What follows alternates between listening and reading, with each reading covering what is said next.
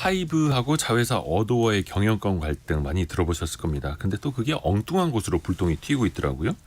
어떤 사이비 종교단체와 연관이 있다, 막 이런 이야기까지 번지고 있는데 모르겠습니다. 저도 뭐 진실이 뭔지는 모르겠습니다만 이게 이번 사례를 굳이 저희가 뭐 직역해서 이야기하는 건 아니더라고요. 아니고 각종 음모론이 또 때때로 많이 펼쳐지기도 하는데요. 또 사람들이 그걸 또 많이 좋아하기도 하고 또 믿는 사람들도 많습니다. 과연 그건 어떤 심리 때문에 그런 걸지 심리학개론 시간에 한번 다뤄보고자 합니다. 연세대 이헌주 연구교수입니다. 안녕하세요. 네, 안녕하세요. 물론 이게 진위는 나중에 따져봐야겠습니다만 이른바 음모론이라고 하는 거에 네. 또 특히 이제 먼저 빠져드는 분들이 좀 있지 않습니까? 네. 어떤 경우일 때 좀 그럴까요? 일단은 음모론이 또 이렇게 어느 정도의 진실을 가지고 있는 경우도 있기 때문에 네. 저는 선순환적인 기능도 있다고 생각합니다. 뭐 의혹 제기. 네. 그러나 이제 지나친 것이 문제가 되죠. 그리고 좀 너무 좀 확장된 어떤 측면들 이런 부분들이 문제가 될 수 있는데 특히 사회적인 관점에서 볼 때는 여러 좀 경제적인 어려움이나 사회적인 혼란 같은 게 나타날 때 사실은 음모론이 좀 더 발휘된다. 그러니까 누가 그래서 그렇더라라고 말하는 것은 아주 복잡한 사회 현상에 대해서 좀 명확한 원인을 발견하게 해서 심리적 안정감을 주는 경우들이 있고요. 아, 오히려 이런 음모론이 심리적인 안정감을 준다고요? 네, 왜냐하면 너무 복합적 사례 때문에 그래라고 하는 것보다는 누가 어떤 특정 단체가 어떤 특정 나라가 어떤 특정 경제적인 어떤 회사가 한 거야라고 얘기하면은 명확해지는 어떤 원인이 나오기 때문에 뭔가 그냥 심플하게 만들어주니까요. 네, 그것이 불안을 좀 줄일 수 있는 하나의 위안이 되긴 하죠. 그리고 경제적 그런 사회적 관점 말고 개인적 관점에서 보면 약간 확증 편향이라는 개념이 있습니다. 그 확증 편향이 강한 사람들. 그러니까 예를 들자면 자신이 믿는 것에 도움이 되는 정보만 선택적으로 가져오고 또 자신이 믿고 싶지 않은 정보는 의도적으로 외면하게 되는 이런 경향이 있죠. 뭐 예를 들어 볼게요. 네. 뭐 지구 평면설이라고 되게 유명한 음모론이 있어요. 그러니까 지구가 평평하다. 네, 평평하다. 그래서 이제 지구가 평면이다 이렇게 주장을 하는데 둥근 사진을 이제 가져오는 거예요. 네. 그러면은 이것도 어디서 조작한 걸 가져왔냐. 그럼 이제 출처가 나사다. 뭐 이렇게 하면은 거기가 바로 범인이야. 이렇게 가버리는. 나사가 음모론을 만든 거다. 네. 평평한 지구를 동그랗게 깎아서 사진을 조작한 거다. 이런 식으로. 그렇게 가버리는. 그러니까 믿지 않는다는 거죠. 끝까지. 네, 그렇죠. 그래서 내가 생각한 게 무조건 맞아. 네. 다른 게 다 조작된 거예요. 그래서 음모론에 또 음모론으로 가는 건데 오히려 그렇게 단순화해버리면 심리적 안정감을 느낀다. 네. 이게 참 역설적이네요. 근데 네. 이게 이 음모론을 당하는 입장에서 보면 속된 말로 이제 환장을 노릇 아닙니까? 그렇죠. 해명도 하고 객관적인 증거를 들이밀어도 네. 안 믿어요. 네. 예전에 그 에픽하이 타블로시가 그런 논란이 네. 있었죠. 진짜 스탠퍼드 대학교 나온 거 맞냐? 네. 스탠퍼드 대학교 졸업장까지 보여줘도 네. 저거 그 위조된 거 아니냐? 네. 끝까지 안 믿어요. 네. 끝까지 믿지 않는 건 또 어떤 심리일까요? 그러니까 사실은 어떤 음모론이 있을 때는 자기 스스로가 그것이 이렇게 또 이렇게 들여다 보면은 뭔가 정합적으로 맞는 것 같기도 하고 혹하는 부분이 있긴 하거든요. 네. 근데 항상 우리가 주의해야 되는 것은 좀 뭔가 어떤 음모론에 대한 그런 정보들이 이렇게 있을 때 항상 반대편의 정보를 가지고 와서 이 두 가지를 같이 균형적으로 좀 고려해야 되는 부분이 있는데 네네네. 어떤 면에서는 하나가 맞다는 전제하에 계속적으로 그 견해를 뒷받침하는 정보를 취하다 보면 자기도 모르게 그러한 사고에 좀 빠지게 되는 경향이 거죠. 있습니다. 네. 그러니까 뭐 예를 들자면 특정 세력이 뭔가 어떤 것을 했다. 뭐 졸업장을 만약에 뭐 저는 정확한 사진요 사건에 대해서 정확하게 모르지만 뭐 졸업장을 내가 제출했다. 그러면 그게 뭔가 조작에 뭐가 있다. 뭐 그것은 어디서 뭐 어떻게 누가 또 누가 뭐 타진요하고 뭐 반대편의 세력이 뭐 그렇게 한 거다. 뭐 연루되어 있는 거 연루되어 있는 뭐 다른 게 있다. 점입가경이죠. 그렇죠. 이런 새로운 논리가 계속 발휘되게 되는 그런 부분이 있죠. 또 오히려 이제 해명하려고 나온 사람한테 뻔뻔하다. 그렇죠. 얼마 받았냐 막 이러기도 하고요. 네. 아니 그러면은 이럴 때는 어떻게 해야 됩니까? 이거를 해명은 해야 되겠고 진실은 밝혀야 되겠는데 일단 사람들은 한쪽에 푹 빠져가지고 들으려고도 하지 않고 이럴 땐 뭐 방법이 있습니까? 일단은 그 표적이 된 사람 입장에서는 너무나 힘들 것 같아요. 솔직히 말하면. 근데 맞아요. 이제 그런 증거를 자꾸 이제 내가 내밀면서 이거 봐라, 내가 그렇지 않다라고 말하는 것도 좀 필요하긴 하죠. 어느 면에서는 이제 해명을 하는 차원에서. 근데 사실 근본적으로는 무엇인가의 의혹을 주장하려면 사실 그것에 입각한 어떤 물적 증거는 그 주장하는 사람이 사실은 가져와야 되는 거거든요. 그렇죠.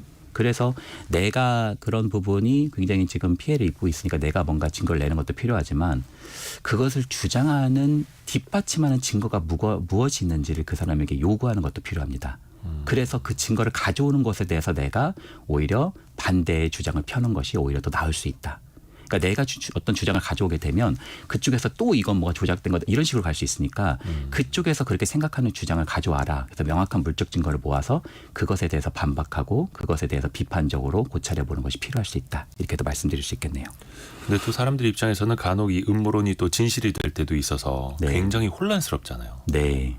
뭐 대표적으로 1970년대 워터게이트 사건 그런 것도 있었고요. 그러니까 어떤 면에서는 음모론이 우리 사회의 감시자의 역할을 하는 경우도 있습니다. 뭐 건강한 견제와 감시. 네. 그렇죠. 네. 그래서 근데 이제 그런 것이 순기능을 발휘하려면 견제와 어떤 감시의 기능이 정확하게 어떻게 보면 발휘되려면 균형적 관점이 좀 필요하다고 생각합니다.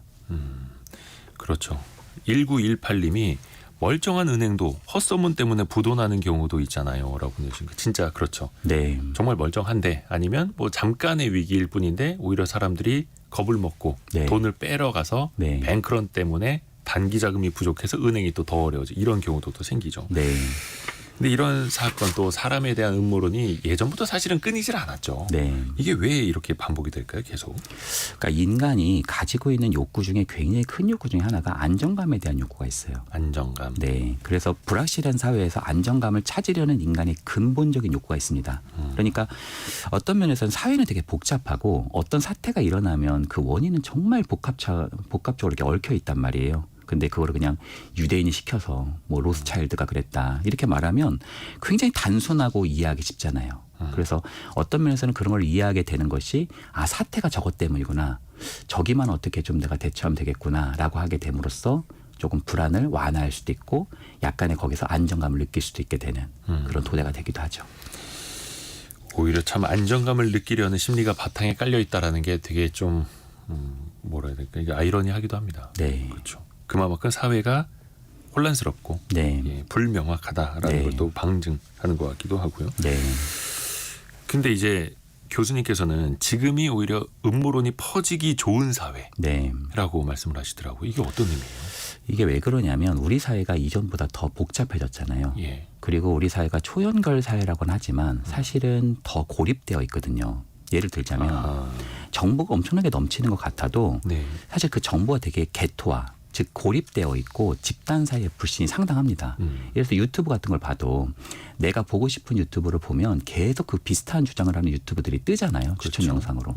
그러다 보면 그 자기가 믿고 있는 바가 더 강화돼서 나중에는 정말 콘크리트처럼 지금 강화돼가지고 아무리 다른 얘기를 해도 그게 들리지 않은 경우들이 많거든요.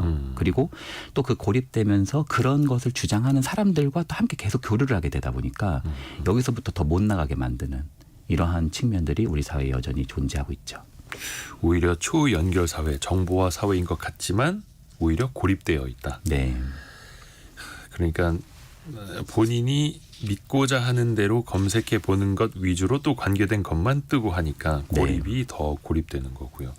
그러면 이게 사실 좀 균형 잡힌 정보를 같이 이제 섭취하려는 분들은 네.